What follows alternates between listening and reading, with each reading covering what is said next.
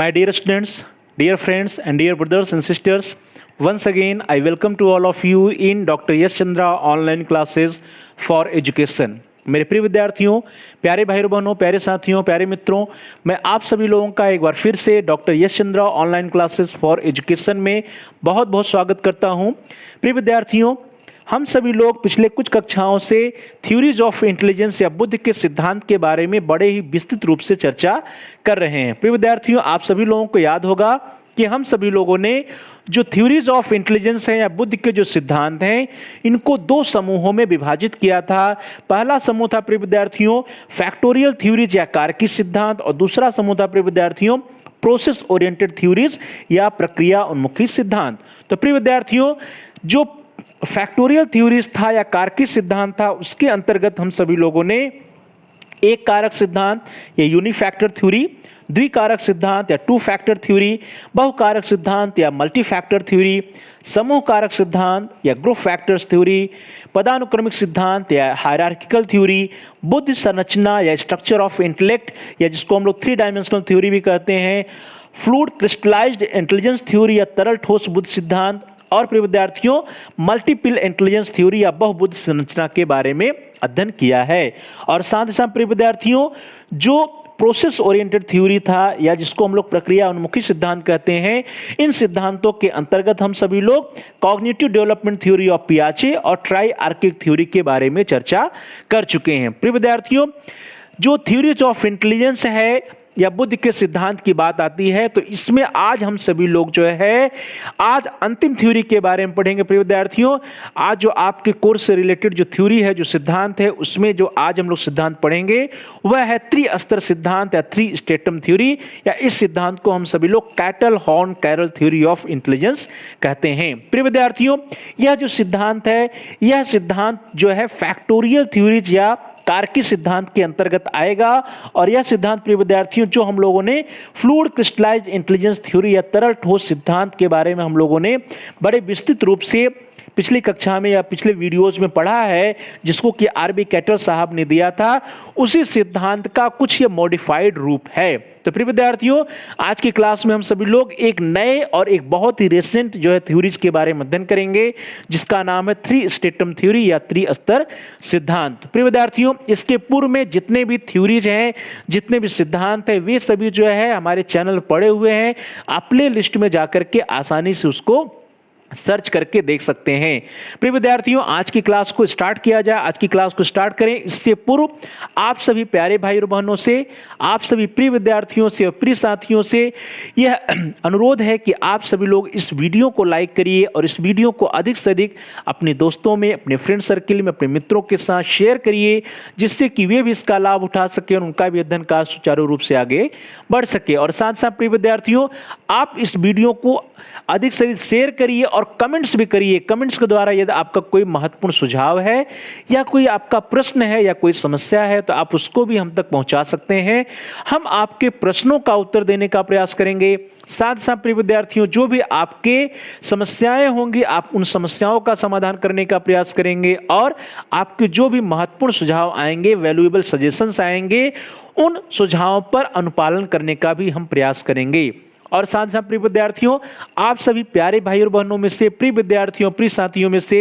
जिन लोगों ने अभी तक चैनल को सब्सक्राइब नहीं किया है, कृपया आप चैनल को सब्सक्राइब कर लीजिए, जिससे कि आप अपने कोर्स से रिलेटेड, अपनी तैयारी से रिलेटेड जितने भी वीडियो चैनल पर पड़े हुए हैं, उनको आप आसानी से सर्च कर पाएँ, आसानी से आप प्ले लिस्ट में जाकर के अपनी आवश्यकता के अनुसार वीडियोज को सर्च करके देख पाएँ। इसके लिए जरूरी है कि आप चैनल को सब्सक्राइब कर लीजिए। और प्रिय विद्यार्थियों, ध्यान दीजिए कि जहां सब्सक्राइब लिखा है उसके बगल में एक घंटी बना हुआ है, एक बेल का आइकन बना हुआ है, ये तो रेड है, लाल है, तो उसको आप प्रेस करिए। उसको प्रेस करने पर कुछ ऑप्शंस आएंगे, कुछ विकल्प आएंगे, उन विकल्पों में से आप ऑल के ऑप्शन को सिलेक्ट कर लीजिए। इससे यह होगा कि आपके कोर्स से रिलेटेड आपकी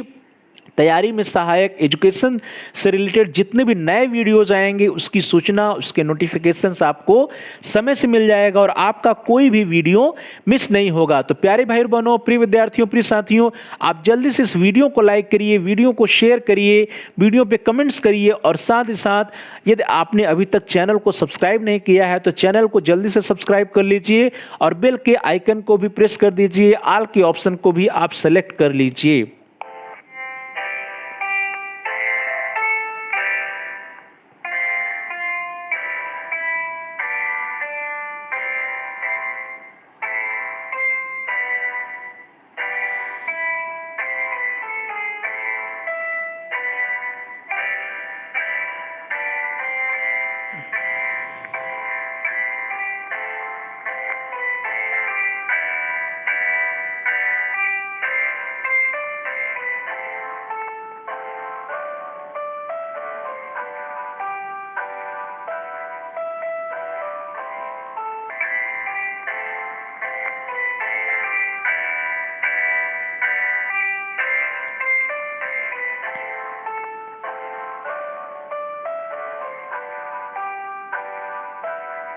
चलिए दोस्तों, आज की क्लास को स्टार्ट करते हैं। आज हम सभी लोग बुद्ध के त्रिस्तर सिद्धांत या three stratum theory of intelligence की चर्चा करेंगे।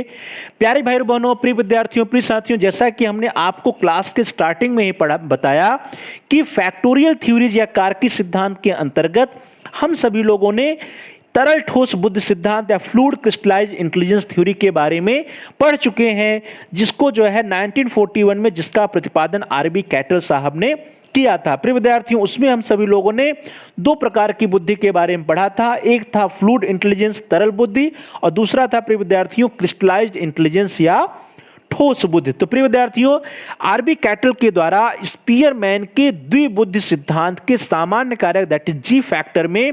संशोधन करते हुए 1941 में तरल ठोस बुद्धि सिद्धांत की परिकल्पना करते हुए जीएफजीसी सिद्धांत का प्रतिपादन किया गया था। तो प्रिय विद्यार्थियों, इसके बारे में आप सभी लोग अवगत हैं कि जो स्पीयरमैन साहब का बाई फैक्टर थ्योरी था, प्रिय विद्यार्थियों द्विबुद्धि सिद्धांत था, इसमें जो उन्होंने दो फैक्टर बताए थे, पहला बताया था उन्होंने जी फैक्टर और दूसरा बताया था यस फैक्टर। तो उसमें जो जी फैक्टर था सामान्य कारक था प्रिय विद्यार्थियों, उसी में मॉडिफिकेशन, उसी में संशोधन करते हुए 1941 में तरल ठोस बुद्धि या फ्लूइड क्रिस्टलाइज्ड इंटेलिजेंस की परिकल्पना करते हुए जीएफजीसी सिद्धांत का प्रतिपादन आरबी कैटल साहब के द्वारा किया गया था। तो प्रिय विद्यार्थियों, जीएफ अर्थात फ्लूइड इंटेलिजेंस और जीसी अर्थात क्रिस्टलाइज्ड इंटेलिजेंस, तो इसके बारे में हम सभी लोग बड़े डिटेल में जो है इससे रिलेटेड कक्षा में, इससे रिलेटेड वीडियोज में पढ़ चुके हैं। प्रिय विद्यार्थियों, आप सभी लोगों को अच्छी तरह याद होगा कि आरबी कैटल साहब का जो थ्योरी था, जो सिद्धांत था, इसको आगे बढ़ाया था उनके स्टूडेंट ने, उनके शिष्य ने, जिनका नाम था जॉन एल हॉर्न। तो प्रिय विद्यार्थियों, सन 1966 में कैटल के शिष्य जॉन एल हॉर्न ने 9-10 प्रकार की मुख्य संज्ञानात्मक कारकों या योग्यताओं की बात करते हुए जीएफजीसी के दो प्रमुख कारकों के रूप में स्वीकार किया तथा कैटल हॉर्न सिद्धांत को जीएफजीसी सिद्धांत के नाम से ही जाना जाता रहा। तो ध्यान दीजिए प्रिय विद्यार्थियों, 1941 में तो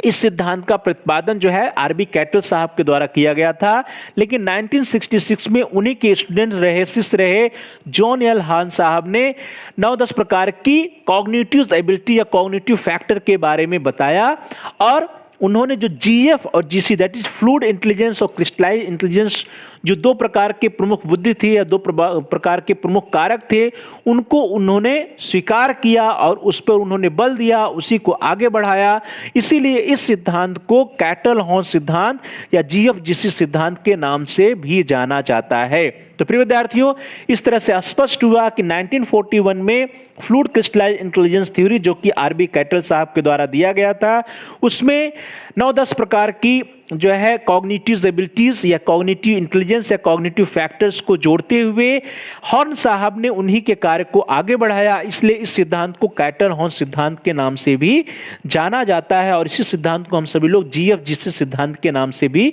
जानते हैं। तो प्रिय विद्यार्थियों, अब बात आती है जिसकी चर्चा आज हम लोग करेंगे। तो इनके द्वारा जो कार्य किया गया था कैटल साहब के द्वारा या हॉर्न जी के द्वारा,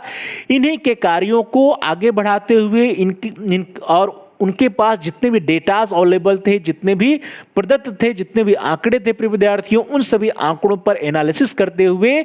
1993 में American psychologist John B Carroll के द्वारा एक नए सिद्धांत का प्रतिपादन किया जाता है, जिसको हम सभी लोग थ्री स्ट्रेटम थ्योरी या बुद्धि का त्रिस्तर सिद्धांत कहते हैं। तो प्रिय विद्यार्थियों, सन 1993 में अमेरिकी मनोवैज्ञानिक जॉन बी कैरल ने पूर्व में उपलब्ध प्रदत्तों अर्थात जो भी डेटाज उनके पास अवेलेबल थे, जो भी आंकड़े उनके पास अवेलेबल थे, उनका उन्होंने री एनालिसिस किया, पुनः विश्लेषण किया, और पुनः विश्लेषण करने के उपरांत वे जो है थ्री स्टेटा या तीन स्तरों वाले एक हायरार्किकल मॉडल को प्रस्तुत किया, जिसे हम सभी लोग त्रिस्तर सिद्धांत या three stratum theory of intelligence के नाम से जानते हैं। तो प्रिय विद्यार्थियों, यहां पे दो बातें निकल के आती हैं। पहला कि 1993 में अमेरिकन मनोवैज्ञानिक जॉन बी कैरल के द्वारा इस सिद्धांत का प्रतिपादन किया गया, और दूसरा कि यह जो सिद्धांत था प्रिय विद्यार्थियों, वह पदानुक्रमित मॉडल था, और इसमें थ्री स्टेटा थे, तीन लेवल थे, तीन स्तर थे, और इसीलिए इस सिद्धांत को थ्री स्टेटम थ्योरी या त्रिस्तर सिद्धांत के नाम से जाना जाता है, जिसका प्रतिपादन कैरल साहब के द्वारा 1993 में किया गया। प्रिय विद्यार्थियों, अब बात आती है कि यह जो सिद्धांत था, यह सिद्धांत स्ट्रेटम थ्योरी था, हायरार्किकल मॉडल था, पदानुक्रमित मॉडल था। प्रिय विद्यार्थियों, तो आप सभी लोग जानते हैं कि जहां पर हायरार्की होता है, पदानुक्रम होता है, तो यहां पर जैसे त्रिस्तर की बात की जाए तो यहां पर भी तीन स्टेटा बने हुए थे। तो सबसे पहले हम सब लोग जो है, जो सबसे लोअर स्टेटा है प्रिय विद्यार्थियों, जो सबसे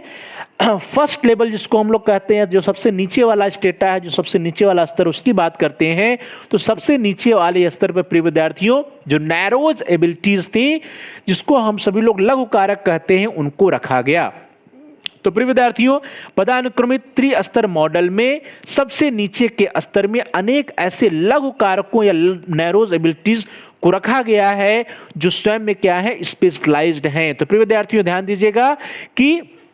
जो स्पेशलाइज्ड एबिलिटीज हैं, जिसको हम सभी लोग लघु कारक या नैरो एबिलिटीज कहते हैं, उन एबिलिटीज को, उन योग्यताओं को, उन कारकों को जो हमारा त्रिस्तर मॉडल है, जो हायरार्किकल मॉडल है, उस मॉडल में सबसे नीचे वाले स्तर पर रखा गया है, जिसको हम सभी लोग फर्स्ट लेवल भी कह सकते हैं। और प्रिय विद्यार्थियों, इस तरह के जो नैरोज एबिलिटीज हैं, लघु कारक है या विशिष्टीकृत योग्यताएं हैं, उनमें कुछ योग्यताएं हो सकती हैं जैसे लैंग्वेज एबिलिटी। तो प्रिय विद्यार्थियों, भाषा की योग्यता या language ability, reasoning ability, concept formation ability या concept formation factor, reasoning factor या लैंग्वेज फैक्टर जो होता है, इसी तरह की स्पेशलाइज्ड फैक्टर्स को लघु कारक के अंतर्गत या नैरोज एबिलिटीज के अंतर्गत रखा गया है, जो कि थ्री स्टेटम थ्योरी में सबसे नीचे वाले स्तर पर आता है। प्रिय विद्यार्थियों, इसके बाद हम लोग सभी लोग बात करते हैं कि इसके ऊपर वाले लेवल पे अर्थात सेकंड लेवल पे, या जिसको हम सभी लोग मिडिल लेवल कह सकते हैं, तो मिडिल लेवल की बात की जाए तो कैरल ने पदानुक्रमित त्रिस्तर निर्देश के सेकंड लेवल पे, मिडिल लेवल पे, द्वितीय स्तर पर 8 व्यापक योग्यताओं की पहचान की है। तो ध्यान दीजिएगा, जो सेकंड लेवल है प्रिय विद्यार्थियों, उस पर 8 व्यापक योग्यताओं को, 8 एबिलिटीज को रखा गया है, जिसको हम सभी लोग प्रिय विद्यार्थियों व्यापक योग्यता या ब्रॉड एबिलिटीज के नाम से जानते हैं। तो प्रिय विद्यार्थियों, नैरो एबिलिटी जो थी वो सबसे नीचे थी, उसके ऊपर जो मिडिल लेवल पे क्या है, ब्रॉड एबिलिटीज है या व्यापक योग्यताएं हैं, जिसको हम लोग ब्रॉड एबिलिटीज या ब्रॉड फैक्टर्स भी कह सकते हैं, जिसकी संख्या उन्होंने 8 बताई थी, जो कि पदानुक्रमित त्रिस्तर निर्देश या पदानुक्रमित थ्री स्टेटम मॉडल के मिडिल लेवल या मिडिल स्तर पर था। प्रिय विद्यार्थियों, इसके बाद यदि बात की जाए जो सबसे ऊपर वाला स्तर है, जिसको हम लोग टॉप लेवल कह सकते हैं, जिसको हम सभी लोग शीर्ष स्तर कह सकते हैं, या जिसको हम लोग सभी हाईएस्ट लेवल कह सकते हैं प्रिय विद्यार्थियों, तो उच्च स्तर पर उन्होंने जो स्पीयरमैन साहब का जी फैक्टर था, जिसको हम सभी लोग जनरल इंटेलिजेंस कहते हैं, उसको उन्होंने रखा है। तो ध्यान दीजिएगा प्रिय विद्यार्थियों, कैरल ने पदानुक्रमित त्रिस्तर निदर्श के सबसे उच्च अर्थात जो टॉप लेवल है तृतीय स्तर पे विद्यार्थियों, उस पर उन्होंने क्या रखा, स्पीयरमैन का सामान्य बुद्धि या जिसको हम लोग जी फैक्टर या जनरल इंटेलिजेंस कहते हैं। तो ध्यान दीजिएगा प्रिय विद्यार्थियों कि कैरोल साहब का जो 3 स्टेटम इंटेलिजेंस है, जो 3 स्टेटम मॉडल है प्रिय विद्यार्थियों, जो हायरार्किकल मॉडल है, उसमें टॉप लेवल पर स्पीयरमैन का सामान्य बुद्धि या जी फैक्टर को रखा गया है। स्पीयरमैन के जनरल इंटेलिजेंस को टॉप लेवल पर रखा गया है। प्रिय विद्यार्थियों, यह तो उन्होंने जो है 1993 में बताया। 1999 में इसमें कुछ सुधार होता है प्रिय विद्यार्थियों। सुधार क्या है देखिए, वर्ष 1999 में कैरोल ने त्रिस्तरीय सिद्धांत में कैटल एवं हॉर्न के जीएफ-जीसी सिद्धांत को समाहित करते हुए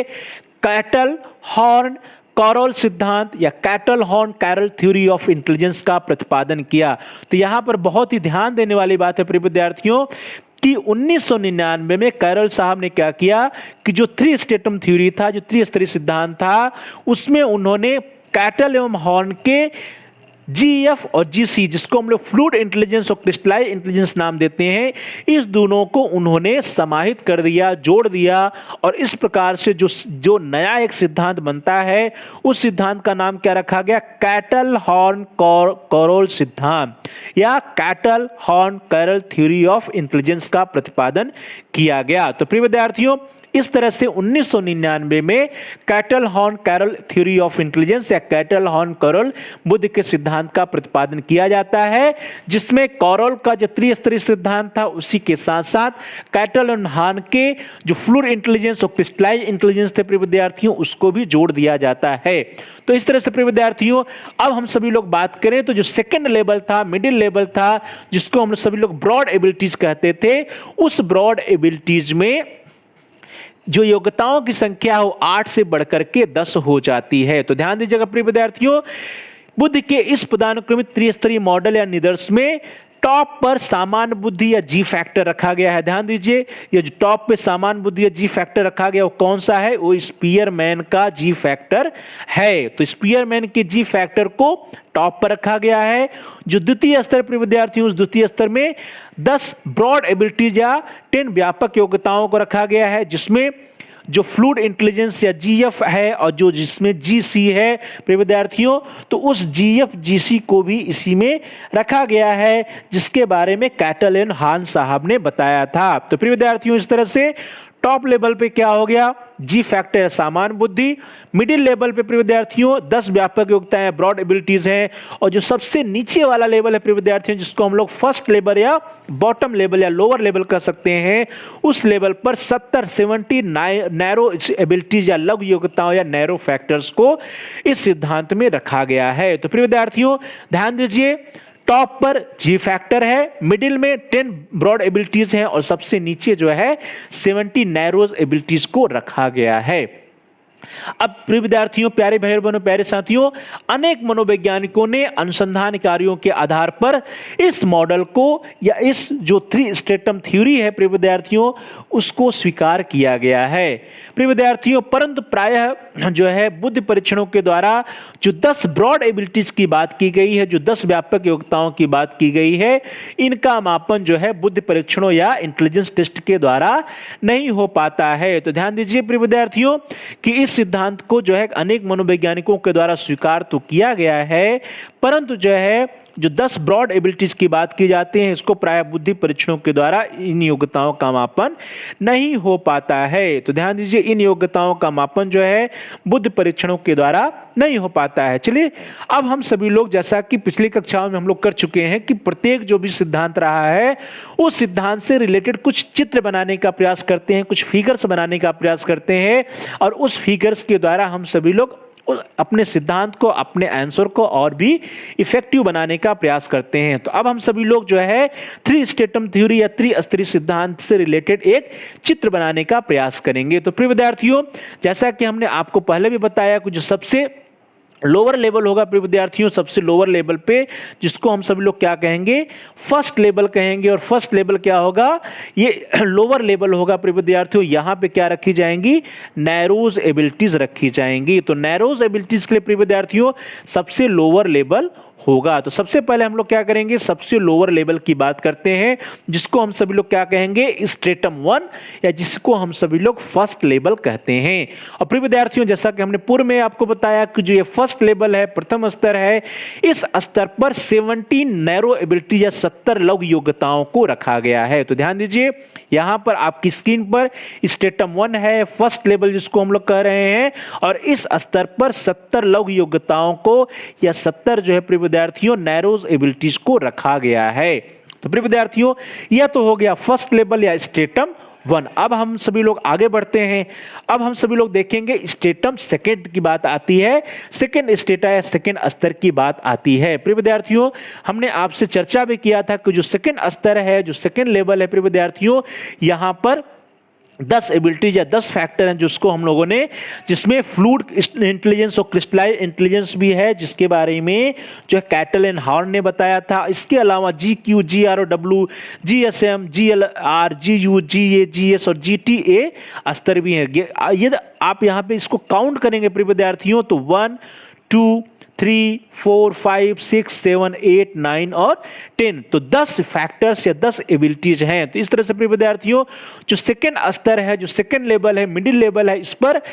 10 व्यापक योग्यताएं या 10 ब्रॉड एबिलिटीज को रखा गया है। तो प्रिय विद्यार्थियों, आपकी स्क्रीन पर इस समय सेकंड लेवल है, स्ट्रेटम 2 है, जहां पर 10 ब्रॉड एबिलिटीज या द्वितीय स्तर या 10 व्यापक योग्यताओं को रखा गया। और हमने आपसे बात किया था कि जो तृतीय स्टेटा है, थर्ड लेवल है, जिसको हम लोग टॉप लेवल कहते हैं, तो टॉप लेवल पर क्या रखा गया प्रिय विद्यार्थियों, टॉप लेवल पर जो है स्पीयरमैन के G फैक्टर को रखा गया है, सामान्य बुद्धि या जनरल इंटेलिजेंस को रखा गया है। तो प्रिय विद्यार्थियों, इस तरह से आपकी स्क्रीन पर ध्यान दीजिए कि आपकी स्क्रीन पर एक चित्र बन के आया, जहां पे फर्स्ट लेवल पे या स्ट्रेटम 1 पे नैरोज एबिलिटीज हैं, सेकेंड लेवल है स्ट्रेटम 2 पे प्रिय विद्यार्थियों 10 ब्रॉड एबिलिटीज है, और स्ट्रेटम 3 है जिसको टॉप लेवल हम लोग कह रहे हैं, उस टॉप लेवल पर जनरल इंटेलिजेंस या सामान्य बुद्धि को रखा गया है। तो प्रिय विद्यार्थियों, इस तरह से यहां पर एक चित्र बनकर आया, और यहां पर ध्यान दीजिए ये इंक्रीजिंग ऑर्डर पर है, अर्थात ये लोअर लेवल, उसका मिडिल लेवल, उसके बाद हायर लेवल। तो इस तरह से प्रिय विद्यार्थियों, इस चित्र को यदि आप एग्जाम में बनाइएगा तो आपका जो आंसर होगा बहुत ही इफेक्टिव हो जाएगा। और इस चित्र के माध्यम से प्रिय विद्यार्थियों, हम सभी लोग 3 स्टेटम थ्योरी या 3 स्तर सिद्धांत को बड़े ही आसानी से समझ सकते हैं। चलिए दोस्तों, अब जिन ब्रॉड एबिलिटीज की बात की गई है, जो व्यापक योग्यताओं की बात की गई है प्रिय विद्यार्थियों, इन व्यापक योग्यताओं को हम सभी लोग समझने का प्रयास करते हैं कि वो 10 ब्रॉड एबिलिटीज कौन कौन सी हैं या 10 व्यापक योग्यताएं कौन कौन सी हैं। तो चलिए दोस्तों, आगे बढ़ते हैं। अब हम सभी लोग एक लिस्ट के माध्यम से ध्यान देंगे, देखेंगे कि वो 10 ब्रॉड एबिलिटीज या व्यापक मुख्य योग्यताएं कौन कौन सी हैं, और उनसे रिलेटेड नैरो एबिलिटीज या लघु योग्यताएं कौन कौन सी हो सकती हैं। तो प्रिय विद्यार्थियों, जैसा कि आपने चित्र में देखा, फिगर में देखा, जो आपने अभी इसके पहले पूर्व में स्क्रीन पर जो आपके चित्र था प्रिय विद्यार्थियों, उसमें आपने देखा था कि सबसे पहले क्या था, GF, जिसको हम सभी लोग फ्लूइड इंटेलिजेंस या तरल बुद्धि का नाम देते हैं। तो सबसे जो पहले हम सभी लोग तरल बुद्धि या फ्लूइड इंटेलिजेंस या GF जो ब्रॉड एबिलिटीज है, इसकी बात करते हैं। तो प्रिय विद्यार्थियों, जो तरल बुद्धि या फ्लूइड इंटेलिजेंस या फ्लूइड इंटेलिजेंस तरल बुद्धि है प्रिय विद्यार्थियों, इसके संबंध में जो नैरो एबिलिटीज हो सकती हैं, वो हो सकती हैं तर्क करने, संप्रत्यय निर्माण करने तथा अपरिचित सूचना एवं नवीन तरीकों के द्वारा समस्याओं का समाधान करने की योग्यता। तो ध्यान दीजिए प्रिय विद्यार्थियों, सबसे पहले क्या है, तरल बुद्धि, और इससे रिलेटेड जो लघु योग्यता है वो क्या है, तर्क करने, संप्रत्यय निर्माण करने या अपरिचित सूचना या नवीन तरीकों के द्वारा समस्याओं का समाधान करने की योग्यता होती है। प्रिय विद्यार्थियों, इसी को यदि हम लोग इंग्लिश में देखें तो the ability to reason, to form concept and to solve the problems using the unfamiliar information or novel procedures। तो प्रिय विद्यार्थियों, इस तरह से स्पष्ट है कि रीजनिंग की जो एबिलिटी है, एबिलिटी टू रीजन, या कंसेप्ट फॉर्मेशन की जो एबिलिटी है, प्रॉब्लम सॉल्विंग की जो एबिलिटी है, या जो अनफेमिलियर मीन्स है हमारे पास, जो अपरिचित तथ्य हैं, अपरिचित सूचनाएं हैं, या नवीन सूचनाएं हैं, या नवीन जो नोवेल प्रोसीजर या नवीन तरीके से हम किसी समस्या का समाधान करते हैं, ये सारी योग्यताएं किसमें आती हैं, फ्लूइड इंटेलिजेंस या तरल बुद्धि के अंतर्गत आती हैं। तो प्रिय विद्यार्थियों, इस तरह से स्पष्ट है कि पहली जो ब्रॉड एबिलिटीज है वो है फ्लूइड इंटेलिजेंस, तरल बुद्धि। इसके अंतर्गत तर्क करने, संप्रत्यय निर्माण करने तथा अपरिचित सूचना या नवीन तरीकों के द्वारा समस्याओं को समाधान करने की योग्यता को रखा गया है। The ability to reason, to form concepts, to solve the problems using the unfamiliar information or novel procedure. चलिए दोस्तों आगे बढ़ते हैं। अब हम सभी लोग बात करेंगे सेकेंड ब्रॉड एबिलिटीज की। तो सेकेंड ब्रॉड एबिलिटीज क्या है प्रिय विद्यार्थियों? वो है क्रिस्टलाइज इंटेलिजेंस, या जिसको हम सभी लोग ठोस बुद्धि भी कहते हैं। तो प्रिय विद्यार्थियों, ठोस बुद्धि से रिलेटेड जो नैरो एबिलिटीज हैं वो है व्यक्ति के अर्जित ज्ञान की गहनता व परिमाण, अपने ज्ञान का संचरण करने की योग्यता तथा पूर्व अर्जित अनुभवों या तरीकों के द्वारा तर्क करने की योग्यता। तो ध्यान दीजिएगा प्रिय विद्यार्थियों, व्यक्ति के द्वारा जो अर्जित ज्ञान है, अर्थात जो एक्वायर्ड नॉलेज है, अर्जित ज्ञान की गहनता क्या है, उसकी क्वांटिटी क्या है, उसका परिमाण क्या है, अपने ज्ञान का संचरण करने की योग्यता, अर्थात व्यक्ति के पास जो ज्ञान है, जो नॉलेज है, वो उसको कितना कम्युनिकेट कर पा रहा है, सामने वाले तक कितना पहुंचा रहा है, दूसरों तक कितना अपने नॉलेज को पहुंचा पा रहा है, तथा पूर्व अर्जित अनुभवों या तरीकों के द्वारा तर्क करने की योग्यता, अर्थात व्यक्ति के पास जो अनुभव है, जो पुराने अनुभव हैं, पूर्व अर्जित अनुभव हैं, उनका प्रयोग करके वो कितना रीजनिंग कर पा रहा है, कितना तर्क कर पा रहा है, ये सभी योग्यताएं जो हैं वो क्रिस्टलाइज इंटेलिजेंस या ठोस बुद्धि के अंतर्गत आती हैं। प्रिय विद्यार्थियों, यदि इसको इंग्लिश में देखा जाए, the breadth and the depth of person's acquired knowledge, the ability to communicate one's knowledge and the ability to reason using the previously learned experiences or procedures। तो प्रिय विद्यार्थियों, जो क्रिस्टलाइज इंटेलिजेंस है, इस क्रिस्टलाइज इंटेलिजेंस के अंतर्गत the breadth and depth of the person's acquired knowledge, जो person या व्यक्ति के द्वारा जो अर्जित ज्ञान है, उसकी गहनता कितनी है, उसके परिमाण क्वांटिटी क्या है,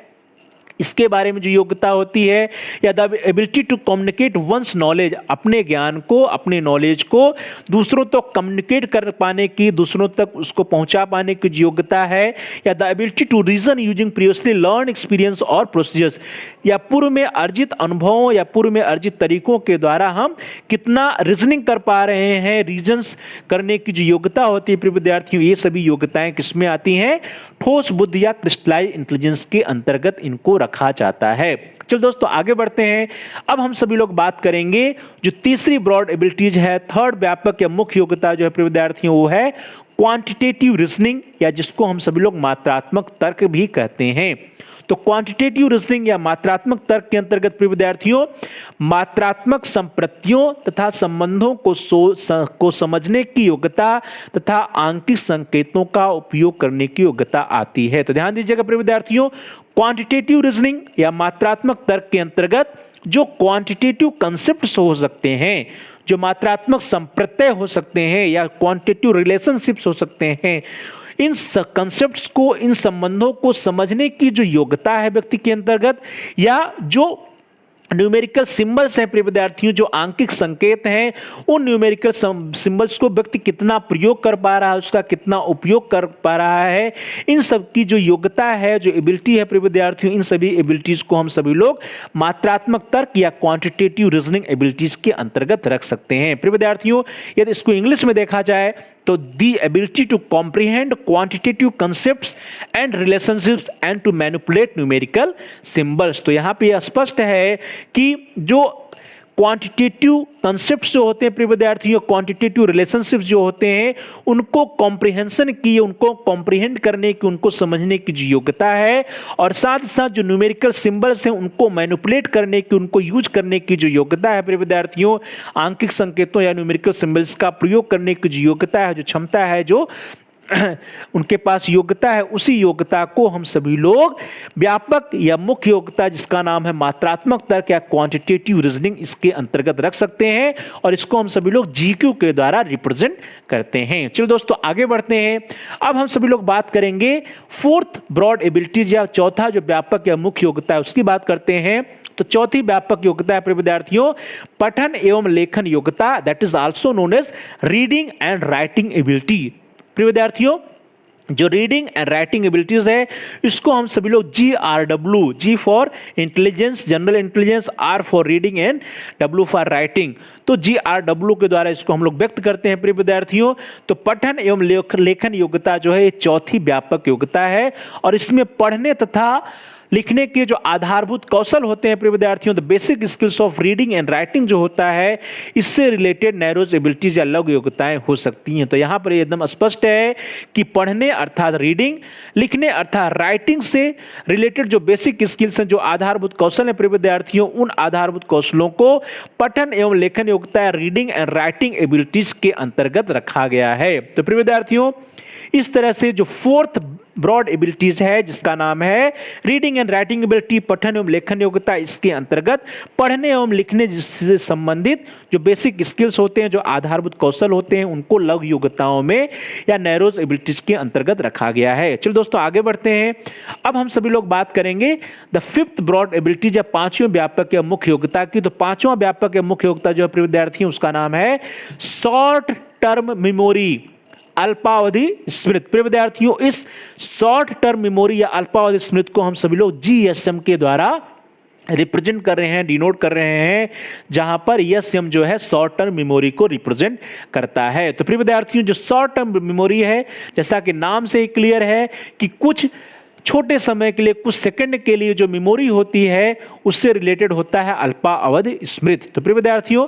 तात्कालिक सजगता के दौरान सूचनाओं का अनुमान लगाने तथा बनाए रखने की योग्यता और फिर कुछ सेकंड के भीतर ही उसका उपयोग या प्रयोग करने की जो योग्यता होती है प्रिय विद्यार्थियों, उससे हम सभी लोग शॉर्ट टर्म मेमोरी या अल्पावधि स्मृति के अंतर्गत रख सकते हैं। तो ध्यान दीजिए जो शॉर्ट टर्म मेमोरी है वो क्या है, तात्कालिक सजगता के दौरान सूचनाओं का अनुमान लगाने तथा उसको बनाए रखने, और सबसे बड़ी बात है कि कुछ सेकंड्स के भीतर ही इसका उपयोग करने, प्रयोग करने की जो योग्यता होती है प्रिय विद्यार्थियों, जो क्षमता होती है, उसी क्षमता को हम सभी लोग शॉर्ट टर्म मेमोरी या अल्पावधि स्मृति कहते हैं। प्रिय विद्यार्थियों यदि इसको इंग्लिश में देखा जाए तो the ability to apprehend and hold informations in immediate awareness and then use it within a few seconds. तो प्रिय विद्यार्थियों ध्यान दीजिए कि जो हमारे पास एबिलिटी है, ability to apprehend and hold, दो चीज है, अप्रीहेंड अर्थात उसको समझने की योग्यता,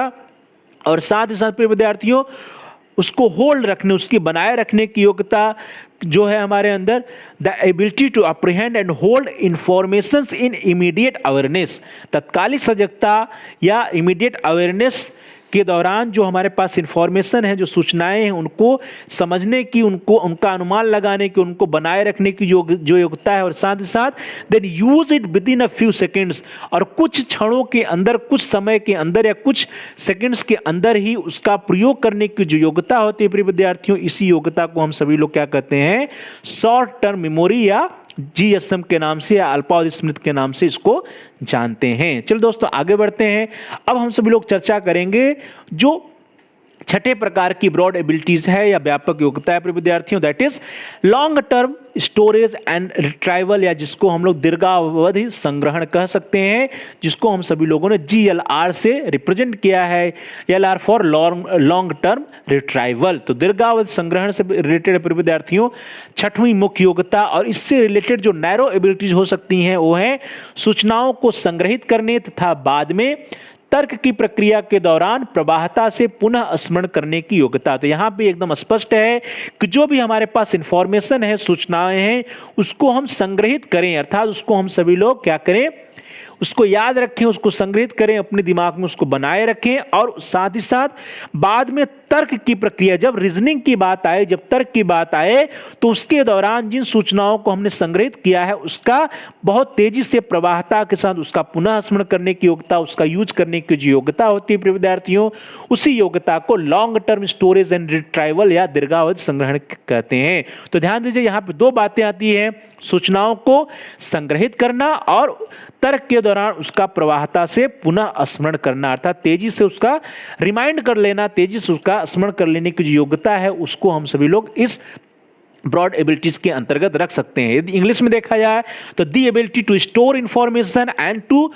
and fluently retrieve it later in the process of thinking. यहां पे एकदम स्पष्ट हो जा रहा है प्रिय विद्यार्थियों कि दीर्घावर्ण संग्रहण क्या है? The ability to store information, अर्थात कोई भी सूचना है, कोई भी इंफॉर्मेशन है, इसको स्टोर करने की, इसको संग्रहित करने की योग्यता है, और साथ ही साथ fluently retrieve it later in the process of thinking, अर्थात विचार करने,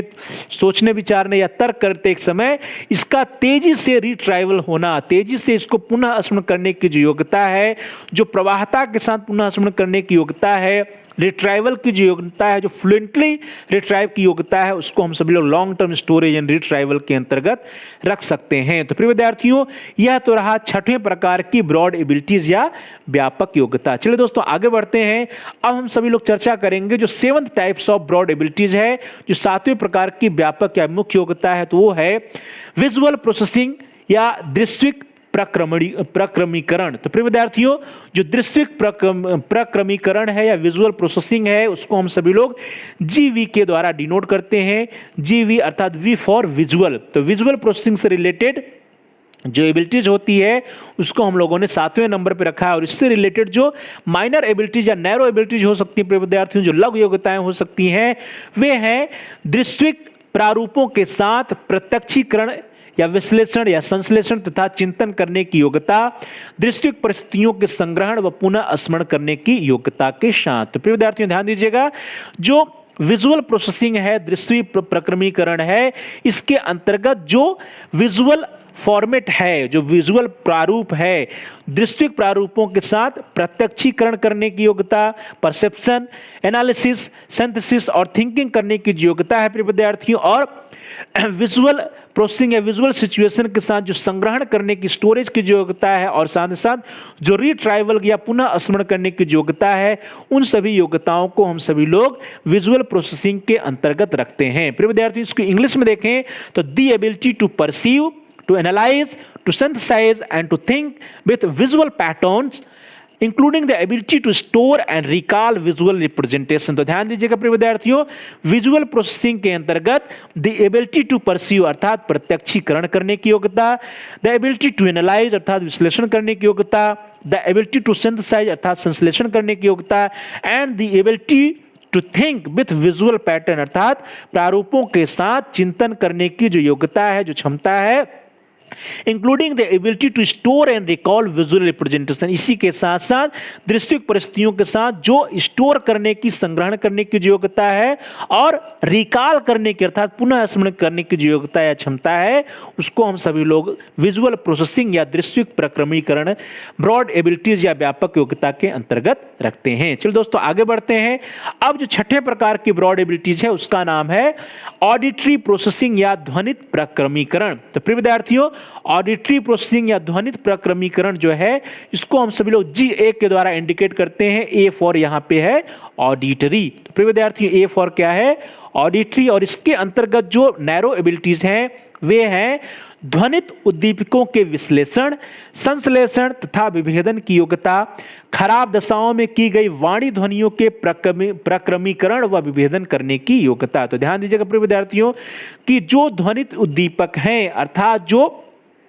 हमारे पास साउंड है प्रिय विद्यार्थियों, उस साउंड्स का, उस साउंड स्टिमुलस का एनालिसिस करना, विश्लेषण करना, उसका संश्लेषण या सिंथेसिस करना, उसमें जो डिफरेंशिएशन करने की योग्यता होती है, या जब सिचुएशन बहुत खराब होता है, खराब दशाओं में जो भी हमारे पास वाणी है या ध्वनि है या आवाज है, उन ध्वनियों या उन आवाज या उन वाणियों की प्रोसेसिंग करने की और विभेदन करने की जो योग्यता है, उसको हम सभी लोग ध्वनि प्रक्रमीकरण या ऑडिटरी प्रोसेसिंग के अंतर्गत रखते हैं। इसको यदि इंग्लिश में देखा जाए तो the ability to analyse, to synthesise and to discriminate auditory stimuli,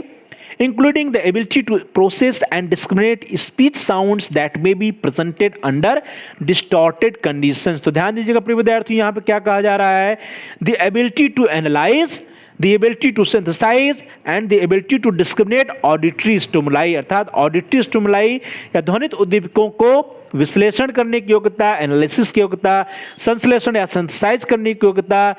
discriminate या विभेदन करने की योग्यता जो है उसको हम सभी लोग ऑडिटरी प्रोसेसिंग के अंतर्गत रख सकते हैं। इसी के साथ साथ including the ability to process and discriminate speech sounds that may be presented under distorted condition, distorted condition या खराब दशाओं में जो साउंड्स हैं, जो स्पीच हैं, उन स्पीच या उन साउंड्स को उसका प्रक्रमीकरण प्रोसेसिंग करने की योग्यता और उसका विभेदन या डिस्क्रिमिनेशन करने की जो योग्यता है प्रिय विद्यार्थियों, उन योग्यताओं को हम सभी लोग ऑडिटरी प्रोसेसिंग ब्रॉड एबिलिटीज के अंतर्गत या ध्वनित प्रक्रमीकरण योग्यता के अंतर्गत रख सकते हैं। चलिए दोस्तों आगे बढ़ते हैं। अब हम सभी लोग बात करेंगे जो 9th टाइप और 9वें प्रकार की जो ब्रॉड एबिलिटीज है प्रिय विद्यार्थियों, उसका नाम है प्रोसेसिंग स्पीड या प्रक्रमीकरण गति। तो प्रिय विद्यार्थियों जो प्रक्रमीकरण गति या प्रोसेसिंग स्पीड है इसको हम लोग GS से इंडिकेट कर रहे हैं, जहां पे S फॉर क्या है, स्पीड। तो प्रिय विद्यार्थियों S for speed, processing speed या प्रक्रमीकरण गति जो है वे 9वें प्रकार की ब्रॉड एबिलिटीज है और इसके अंतर्गत स्वतः संज्ञानात्मक कार्यों को करने की गति, विशेषकर लक्षित सजगता को बनाए रखने के दबाव में मापे जाने पर। तो ध्यान दीजिएगा प्रिय विद्यार्थियों, प्रोसेसिंग स्पीड के अंतर्गत क्या है, स्वतः संज्ञानात्मक कार्यों को करने की गति। ध्यान दीजिए जो कॉग्निटिव एबिलिटीज हैं, जो कॉग्निटिव वर्क हैं, उनको सेल्फ अपने आप से करने की जो योग्यता है, जो स्वतः करने की योग्यता है प्रिय विद्यार्थियों, और साथ ही साथ विशेषकर लक्षित सजगता को बनाए रखने के दबाव में मापे जाने पर। जब आपके पास प्रेशर हो उसके मेजरमेंट का, जब उसके मापन का प्रेशर हो, ऐसे समय में ऑटोमेटिक कॉग्निटिव टास्क या संज्ञानात्मक करने कार्यों को करने की जो स्पीड होती है, जो योग्यता होती है, उसको हम सभी लोग प्रोसेसिंग स्पीड या प्रक्रमीकरण ब्रॉड एबिलिटीज के अंतर्गत रख सकते हैं। यदि इंग्लिश में देखा जाए तो the speed to perform automatic cognitive task particularly when measured under pressure to maintain focused attention। तो ध्यान दीजिएगा प्रिय विद्यार्थियों, the speed to perform automatic cognitive task, अर्थात जो कॉग्निटिव टास्क है, संज्ञानात्मक कार्य है, उसको स्वतः करने की जो योग्यता है, ऑटोमेटिक परफॉर्म करने की जो योग्यता है, और विशेषकर when measured under pressure to maintain focused attention, जब हमारे पास क्या हो, अटेंशन का जो है दबाव हो प्रिय विद्यार्थियों, जो मापन का दबाव हो, जो सजगता को बनाए रखने के दबाव में मापे जाने पर, अर्थात when measured under pressure to maintain focused attention, ऐसे समय में जब हम जो है संज्ञानात्मक करने कार्यों को स्वतः से करने में गति बनाए रखते हैं, स्पीड बनाए रखते हैं, तो इस प्रकार की जो योग्यताएं हैं प्रिय विद्यार्थियों, उसको हम सभी लोग प्रक्रमीकरण गति या प्रोसेसिंग स्पीड के अंतर्गत रख सकते हैं। स्वतः संज्ञानात्मक कार्यों को करने की गति, विशेषकर लक्षित सजगता को बनाए रखने के दबाव में मापे जाने पर, that is the speed to perform automatic cognitive task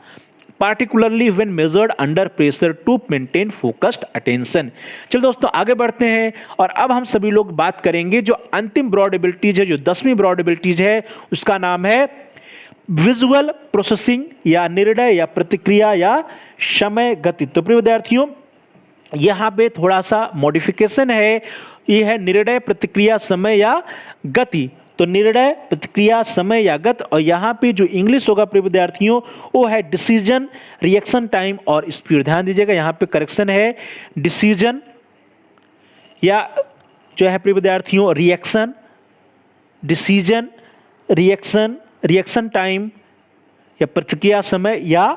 speed. तो ध्यान दीजिएगा प्रिय विद्यार्थियों यहाँ पे इंग्लिश में थोड़ा सा मॉडिफिकेशन होगा, निर्णय प्रतिक्रिया समय या गति, जिसको हम लोग डिसीजन, रिएक्शन टाइम या स्पीड की कहते हैं, और जिसको हम सभी लोग प्रिय विद्यार्थियों GT से इंडिकेट करते हैं। तो GT जो है वो क्या है, टाइम से है। तो निर्णय प्रतिक्रिया समय या गति जो है वो है 10वें प्रकार की एबिलिटीज है। तो प्रिय विद्यार्थियों जो 10th एबिलिटीज है इसका नाम है निर्णय, ध्यान दीजिएगा प्रिय विद्यार्थियों इसका नाम क्या है, निर्णय प्रतिक्रिया समय या गति। यहां पे करेक्शन है, थोड़ा सा आप कर लीजिए, दैट इज डिसीजन या रिएक्शन टाइम या स्पीड, जिसको हम सभी लोग जो है जीटी के द्वारा इंडिकेट करते हैं। और इससे संबंधित जो लघु योग्यताएं वो हैं किसी उद्दीपक अथवा कार्य के प्रति व्यक्ति की प्रतिक्रिया करने की तात्कालिक गति। ध्यान दीजिएगा कि कोई स्टिमुलस है, कोई उद्दीपक है या किसी कार्य को करते समय उस समय व्यक्ति की जो रिस्पॉन्सेज होती हैं, जो प्रतिक्रिया करने की जो तात्कालिक स्पीड है, गति है, नाम से ही क्लियर है प्रिय विद्यार्थियों। प्रतिक्रिया का समय, जो रिस्पॉन्ड करने का जो गति है, रिस्पॉन्ड करने का जो समय है, उसको इसके अंतर्गत रखा जाता है। तो किसी भी स्टिमुलाई के प्रति या किसी भी उद्दीपक, किसी भी कार्य के प्रति व्यक्ति कितनी जल्दी से रिस्पॉन्ड कर देता है, कितनी जल्दी से प्रतिक्रिया कर देता है, इसी योग्यता को जो है इस निर्णय या प्रतिक्रिया समय या गति के अंतर्गत रखा गया है। प्रिय विद्यार्थियों, इंग्लिश में देखा जाए तो ये क्या है, ध्यान दीजिएगा, यहां पे करेक्शन हो जाएगा, निर्णय, प्रतिक्रिया समय या गति, दैट इज डिसीजन या रिएक्शन टाइम या फिर स्पीड। तो डिसीजन, रिएक्शन टाइम या speed, the immediacy with which an individual can react to stimuli और टास्क, अर्थात कितनी शीघ्रता के साथ, कितनी इमीडिएटली जो है, कितनी तात्कालिक गति के साथ कोई भी व्यक्ति जो है किसी स्टिमुलाई, किसी टास्क के प्रति रिएक्ट करता है, वो जो योग्यता है उस योग्यता को हम सभी लोग निर्णय या प्रतिक्रिया समय या गति योग्यता, दैट इज डिसीजन और रिएक्शन टाइम और स्पीड एबिलिटीज, जो ब्रॉड एबिलिटीज है, इसके अंतर्गत हम सभी लोग इसको रख सकते हैं। तो प्यारे भाई बहनों, प्रिय विद्यार्थियों, प्रिय साथियों, इस तरह से हम सभी लोगों ने आज की क्लास में, आज की कक्षा में एक बहुत ही इंटरेस्टिंग थ्योरी के बारे में चर्चा किया, जिसका नाम था 3 स्तर सिद्धांत या 3 स्ट्रेटम थ्योरी। और इसमें सबसे पहले प्रिय विद्यार्थियों हम सभी लोगों ने स्टार्ट किया कि जो ये 3 स्ट्रेटम थ्योरी है, यह जो थ्योरी है प्रिय विद्यार्थियों, वो जो है इसमें सबसे पहले आरबी कैटल साहब के द्वारा जो सिद्धांत दिया गया, तो उसमें जो जी फैक्टर था, उस जी फैक्टर पर आधारित जो है फ्लूइड क्रिस्टलाइन इंटेलिजेंस थ्योरी का प्रतिपादन जो है आरबी कैटल साहब के द्वारा किया गया। और उस सिद्धांत को जो है उनके शिष्य जेएल हॉर्न के द्वारा 1966 में बढ़ाया गया। और उसी पर बेस्ड जो है 1993 में जॉन बी कैरल जी के द्वारा 3 स्ट्रेटम थ्योरी या 3 स्तर सिद्धांत का प्रतिपादन किया गया। और उन्होंने प्रिय विद्यार्थियों इस 3 स्तर में 3 स्तर बताए थे। और 3 स्तर में जो सबसे नीचे वाला स्तर था प्रिय विद्यार्थियों 3 स्तर मॉडल में, उसमें सबसे नीचे वाले स्तर पर उन्होंने लघु कारकों को रखा था। और बीच वाले स्तर प्रिय विद्यार्थियों उन्होंने जो है ब्रॉड एबिलिटीज को रखा था, और उसमें उन्होंने 8 योग्यताओं को रखा। और सबसे ऊपर वाले स्तर पर विद्यार्थियों जो स्पीयरमैन का जी फैक्टर या जनरल इंटेलिजेंस है, उसको उन्होंने रखा। 1919 में प्रिय विद्यार्थियों कैरल साहब ने जो त्रिस्तरीय सिद्धांत है, उसमें कैटल एवं हार्न के जीएफजीसी सिद्धांत को समाहित किया। और इस तरह से जो ब्रॉड एबिलिटीज की संख्या थी प्रिय विद्यार्थियों, वो मिलाकर के 10 हो जाती है। और उसके उपरांत प्रिय विद्यार्थियों हम सभी लोगों ने जो बुद्ध का त्रिस्तरीय सिद्धांत रहा, उससे रिलेटेड चित्र को बनाने का प्रयास किया कि उससे रिलेटेड चित्र के द्वारा हम सिद्धांत को कैसे रिप्रेजेंट कर सकते हैं, कैसे दिखा सकते हैं। और उसके उपरांत हम सभी लोगों ने जो 10 व्यापक योग्यताएं, मुख्य योग्यताएं या ब्रॉड एबिलिटीज रही, उनके बारे में बारी बारी से चर्चा किया। और उससे रिलेटेड जो लघु योग्यताएं या नैरो एबिलिटीज रही, उसके बारे में भी हम लोगों ने चर्चा किया। सबसे पहले हम सभी लोगों ने फ्लूइड इंटेलिजेंस या तरल बुद्धि को देखा। फिर उसके बाद हम सभी लोगों ने ठोस बुद्धि या क्रिस्टलाइज्ड इंटेलिजेंस को देखा। फिर तीसरे नंबर पर हम सभी लोगों ने मात्रात्मक तर्क या क्वांटिटेटिव रीजनिंग को देखा। फिर विद्यार्थियों उसके बाद हम सभी लोगों ने चौथे स्तर पर पठन एवं लेखन योग्यता, that is reading and writing ability को देखा। 5वें स्तर पर हम सभी लोगों ने शॉर्ट टर्म मेमोरी या अल्पावधि स्मृति को देखा। 6ठे पर प्रिय विद्यार्थियों हम सभी लोगों ने long term storage and retrieval, that is दीर्घावधि संग्रहण को देखा। 7वें पर प्रिय विद्यार्थियों विजुअल प्रोसेसिंग या दृश्यिक प्रक्रमीकरण को देखा। 8वें पर प्रिय विद्यार्थियों हम सभी लोगों ने ऑडिटिव प्रोसेसिंग या ध्वनित प्रक्रमीकरण को देखा। और 9वें पर हम लोग सभी लोगों ने प्रोसेसिंग स्पीड या प्रक्रमीकरण गति को देखा। और अंत में प्रिय विद्यार्थियों हम सभी लोगों ने निर्णय या प्रतिक्रिया समय या गति, दैट इज डिसीजन और रिएक्शन टाइम और स्पीड के बारे में, इससे रिलेटेड ब्रॉड एबिलिटीज और नैरो एबिलिटीज के बारे में चर्चा किया। तो प्यारे भाई बहनों, प्रिय विद्यार्थियों, प्रिय साथियों, thanks for watching, thanks to all of you. Please like, comment and share on the video. प्रिय विद्यार्थियों, आप इस वीडियो को लाइक करिए और इस वीडियो को अधिक से अधिक अपने दोस्तों में, अपने फ्रेंड सर्कल में, मित्रों के साथ, सहपाठियों के साथ शेयर करिए, जिससे कि वे भी इसका लाभ उठा सके, उनका भी अध्ययन कार्य सुचारू रूप से आगे बढ़ सके। और साथ साथ प्रिय विद्यार्थियों, आप इस वीडियो पे कमेंट करिए। कमेंट के द्वारा यदि आपका कोई महत्वपूर्ण सुझाव है या कोई प्रश्न है, कोई समस्या है, तो आप उसको हम तक पहुंचाइए। हम आपके प्रश्नों का उत्तर देने का प्रयास करेंगे, आपकी समस्याओं का समाधान करने का प्रयास करेंगे और साथ ही साथ जो भी आपके बहुमूल्य सुझाव आएंगे उन सुझावों पर अनुपालन करने का प्रयास करेंगे। तो प्रिय विद्यार्थियों, please like, share and comment on the video, also subscribe the channel. आप सभी प्यारे भाई और बहनों में से, प्रिय विद्यार्थियों में से, प्रिय साथियों में से जिन लोगों ने अभी तक चैनल को सब्सक्राइब नहीं किया है, कृपया आप चैनल को सब्सक्राइब कर लीजिए, जिससे कि आप अपने कोर्स से रिलेटेड सभी एजुकेशनल वीडियोज को प्लेलिस्ट में जाकर के अपनी आवश्यकता के अनुसार आसानी से सर्च करके देख पाएं, आसानी से ढूंढ करके देख पाएं, प्लेलिस्ट में जाकर के देख पाएं। इसके लिए जरूरी है कि आप चैनल को सब्सक्राइब कर लीजिए। और प्रिय विद्यार्थियों, सब्सक्राइब के बगल में एक बेल का आइकन बना है, घंटी का आकार बना है, ये जो लाल है, रेड है, तो इसको प्रेस करिए। इसको प्रेस करने के उपरांत कुछ विकल्प आएंगे, उन विकल्पों में से आप ऑल के ऑप्शन को सिलेक्ट करिए। इससे यह होगा कि आपके कोर्स से रिलेटेड जितने भी नए वीडियोस आएंगे उसकी सूचना, उसके नोटिफिकेशंस आपको समय से मिल जाएगा और आपका कोई भी वीडियो मिस नहीं होगा। तो प्यारे भाई और बहनों, प्रिय विद्यार्थियों, प्रिय साथियों, thanks for watching, thanks to all of you. Please like, comment and share on the video, also subscribe the channel and press the bell icon all. एक बार फिर से आप सभी लोगों का बहुत बहुत धन्यवाद।